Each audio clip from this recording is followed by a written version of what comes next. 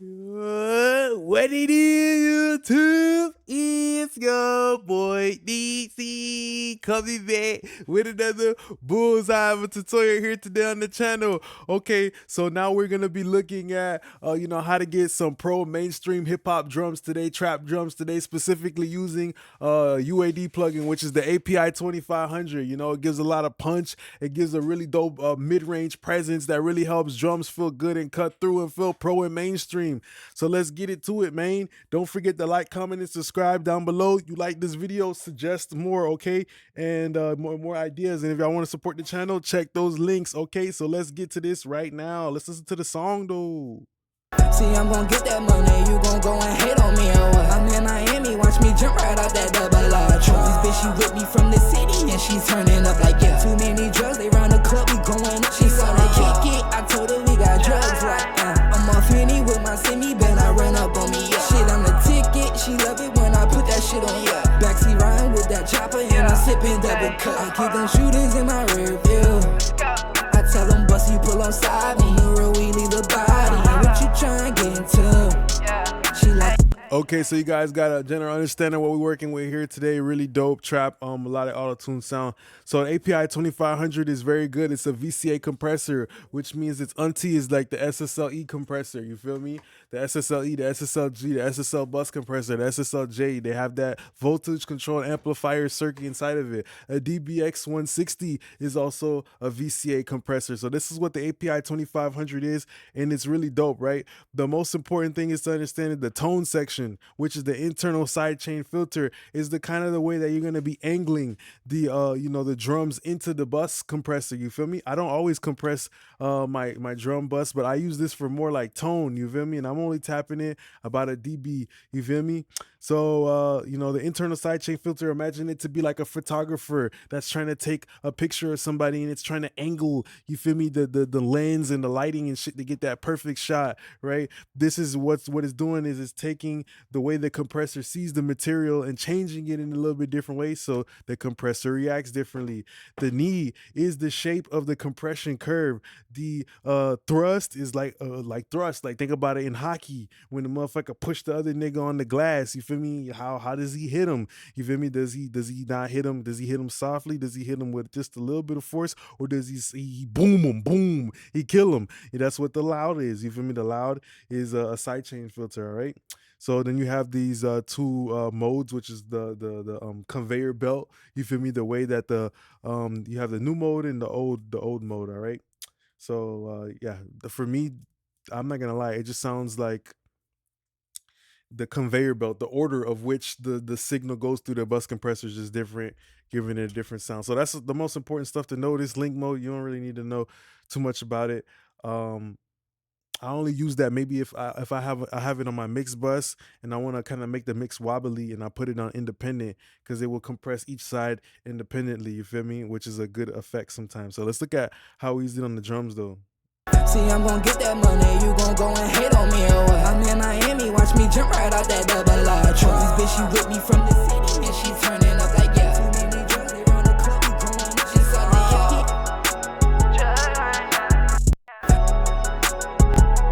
hate on me or what? Right out that double R truck, and she turning up like, yeah. It's all the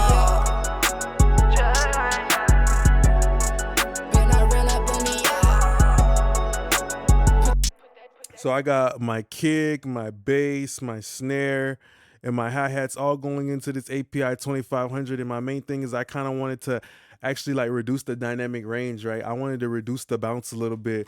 And I did that specifically because the main melody you hear is kind of sound like some Star Trek shit.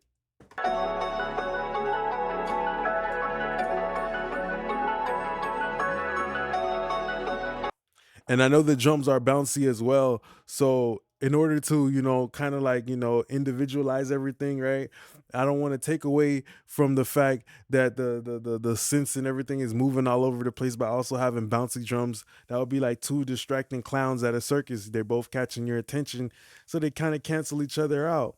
So that's why I use the API 2500, and the ratio. I mean, the ratio is also like a situation where I usually go between 1.5, 2, and 4, and you can just play around with it.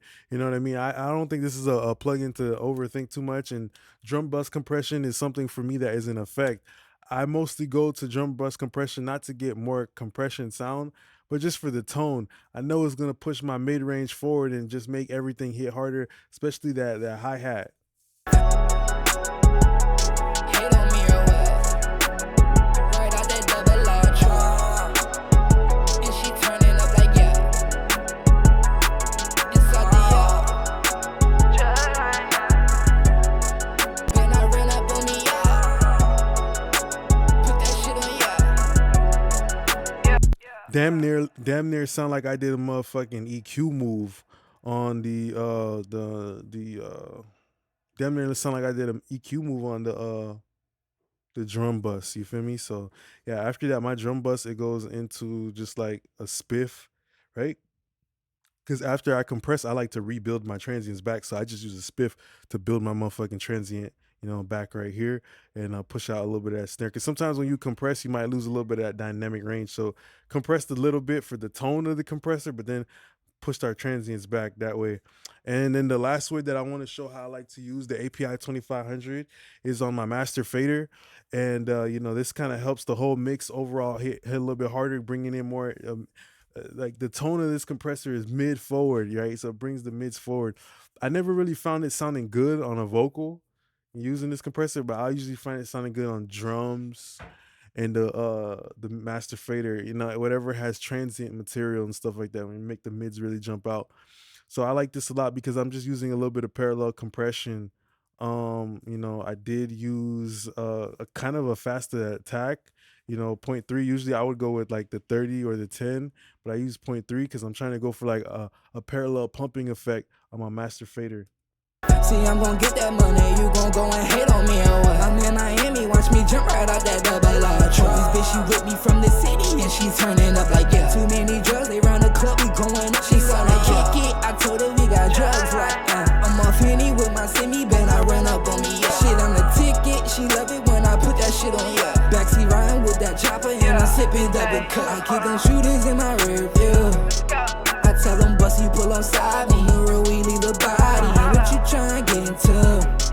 She like, come put that dick inside me. Hold on, I drive. Say them bags right out the back, yo. The basement, we got dirty clothes. My bro to keep them curtains closed. We living like it's not cold. Shit in my mirror. I think the feds listen through Siri. I think them niggas tryna get.